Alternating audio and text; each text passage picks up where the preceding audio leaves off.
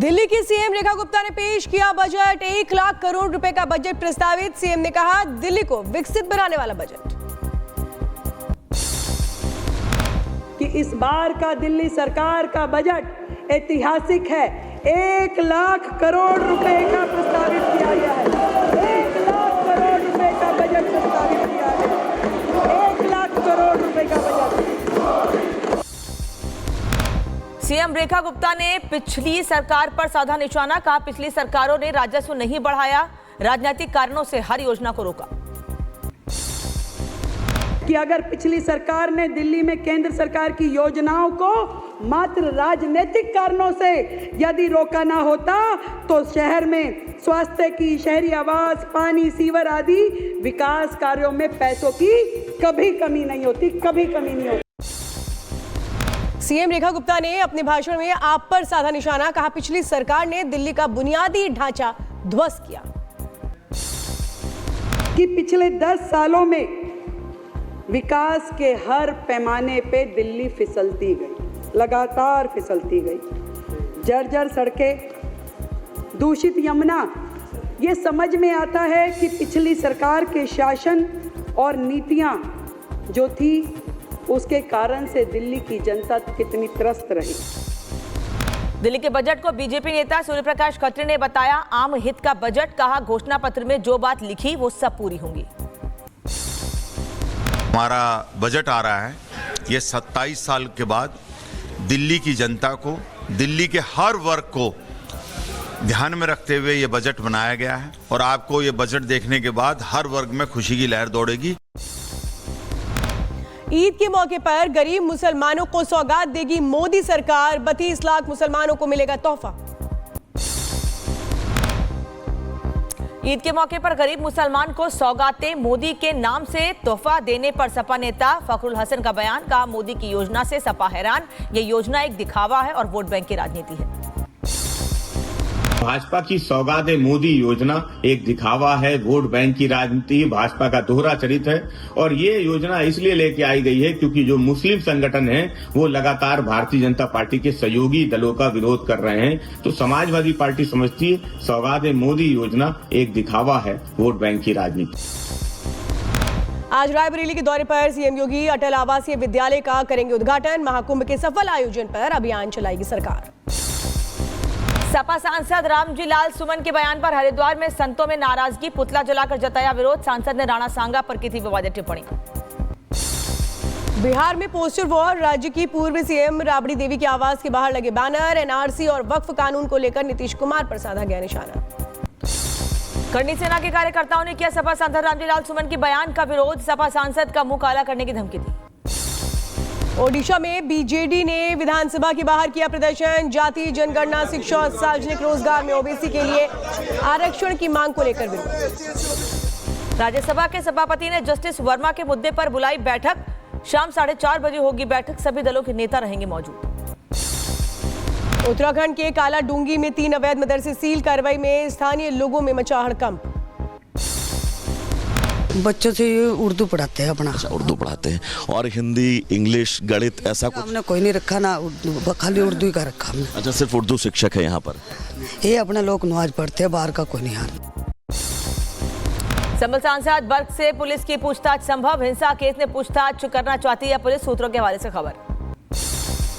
सपा सांसद बर्क को अवैध निर्माण का नोटिस जारी। बर्क पर बिना नक्शा पास कराए निर्माण का आरोप। संभल प्रशासन ने बर्क के घर का कराया सर्वे। संभल मस्जिद के पास कुएं को लेकर आज सुप्रीम कोर्ट में सुनवाई। उत्तर प्रदेश सरकार ने कुएं को लेकर मस्जिद कमेटी के दावे को किया खारिज।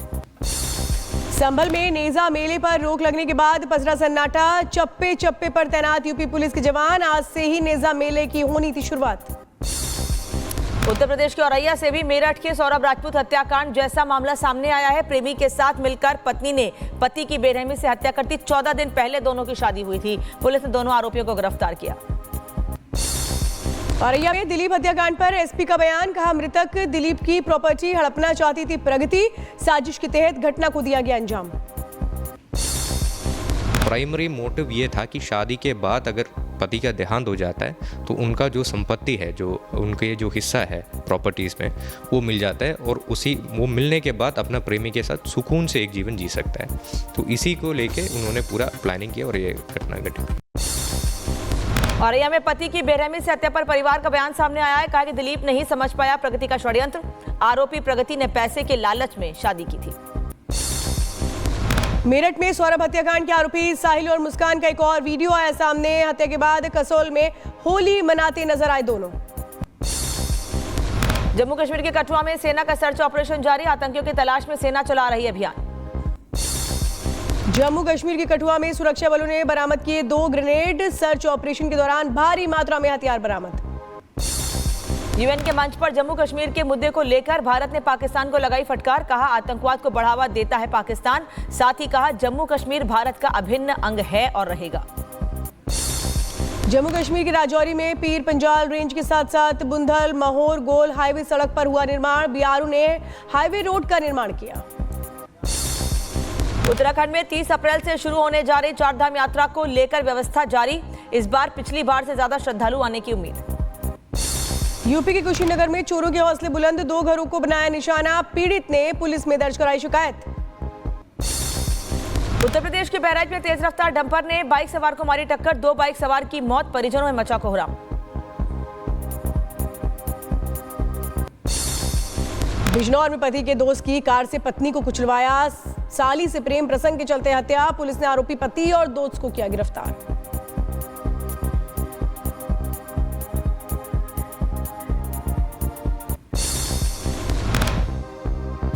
बिजनौर में पति ने दोस्त की कार से पत्नी को कुचलवाया। साली से प्रेम प्रसंग के चलते हत्या। पुलिस ने आरोपी पति को गिरफ्तार किया।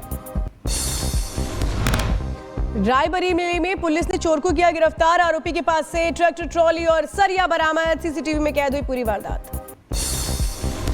उत्तर प्रदेश के हापुड़ में नाबालिग लड़की से रेप। 2 मुस्लिम लड़कों पर गैंगरेप का आरोप। नाबालिग को अगवा कर किया था गैंगरेप। हंगामे के बाद मुकदमा दर्ज। आरोपियों की तलाश में जुटी पुलिस। यूपी के बुलंदशहर में पुलिस और बदमाशों के बीच मुठभेड़। मौके पर पुलिस की टीम ने नामी बदमाशों किया गिरफ्तार। मेरठ में पुलिस मुठभेड़ में गोली लगने से हत्या। आरोपी घायल। हत्या के बाद से फरार चल रहा था आरोपी। हरियाणा के पलवल में बाइक सवार बदमाशों ने युवक को गोलियों से भूना। युवक की मौके पर मौत। हमले के बाद आरोपी फरार। उत्तर प्रदेश के अमरोहा में मुस्लिम ने दूसरे युवक को सरेआम जमकर पीटा। नमाज पढ़ने जा रहा था पीड़ित। मारपीट का वीडियो सामने आया। दिल्ली के पर्यटकों ने अटल टनल के अंदर किया हंगामा। ट्रैफिक के दौरान पर्यटकों ने मचाया उत्पात। वायरल हुआ वीडियो। उत्तर प्रदेश के बदायूं में गन पॉइंट पर सराफा व्यापारी से लाखों की लूट। बाइक सवार 3 बदमाशों को वारदात को अंजाम दिया। 3 लाख की नकदी समेत जेवर लेकर फरार हो गए। पुलिस जांच में जुटी। यूपी के बहराइच में अवैध असलाह तस्करी का भांडाफोड़। पुलिस ने एक बदमाश को किया गिरफ्तार। भारी मात्रा में हथियार बरामद। उत्तर प्रदेश के मुजफ्फरनगर में मोबाइल छीनकर भाग रहे बदमाश को लोगों ने पकड़ा। बीच सड़क जमकर की धुनाई। राह चलती महिला से लूटा था मोबाइल फोन। अरावली के जंगलों में आग का तांडव। आग पर काबू पाने में जुटे स्थानीय लोगों को करना पड़ रहा है परेशानियों का सामना। उत्तर प्रदेश के बागपत में बीच सड़क का भिड़े सांड। मौके पर मची अफरा तफरी। जान बचाते भागे लोग। सोशल मीडिया पर वायरल हुआ वीडियो। यूपी के सीतापुर में भीषण सड़क हादसा। बाइक सवार 3 युवकों को ट्रक ने मारी टक्कर। हादसे में 3 की मौत। रायबरेली में अज्ञात वाहन ने बाइक सवार युवक को रौंदा। घटनास्थल पर ही युवक की मौत। पुलिस मामले की जांच में जुटी। तुर्की में मेयर की गिरफ्तारी के खिलाफ इस्तांबुल में विरोध प्रदर्शन। लोगों ने झंडे और तख्तियां लेकर के सड़कों पर किया मार्च। गिरफ्तारी के खिलाफ की नारेबाजी। मेयर की गिरफ्तारी को लेकर इस्तांबुल में सरकार के खिलाफ प्रदर्शन। पुलिस से भिड़े प्रदर्शनकारी। पुलिस ने किया आंसू गैस का इस्तेमाल। कई लोगों को हिरासत में लिया। तुर्की के राष्ट्रपति एर्दोगन ने देश में विरोध प्रदर्शनों को लेकर उकसाने वाले लोगों के जो आह्वान है उस पर एक्शन लिया है। रूस और यूक्रेन के बीच एक बार फिर जंग तेज। दोनों ने एक दूसरे पर ड्रोन से हमले का दावा किया। यरूशलेम में फिलिस्तीनी ऑस्कर विजेता पर हमला। लोगों ने सेना पर भी किया हमला। सेना ने आरोपी को पकड़ा। इजरायल के यरूशलेम शहर में सुनी गई सायरन की आवाजें। हूती विद्रोहियों ने इजरायल पर दागी मिसाइलें। रूसी हमले से दहला यूक्रेन का सुमी शहर। इमारतों और स्कूलों को पहुंचा नुकसान। 50 से ज्यादा लोगों के जख्मी होने की खबर।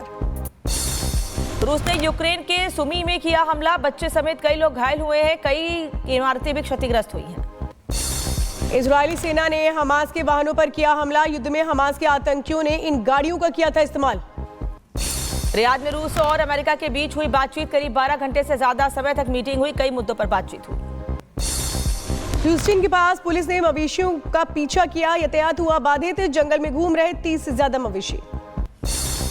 उत्तरी मैसेडोनिया में नाइट क्लब में आग लगने की घटना। हजारों लोगों ने निकाला मार्च। घटना में हुई 59 लोगों की मौत, कई घायल।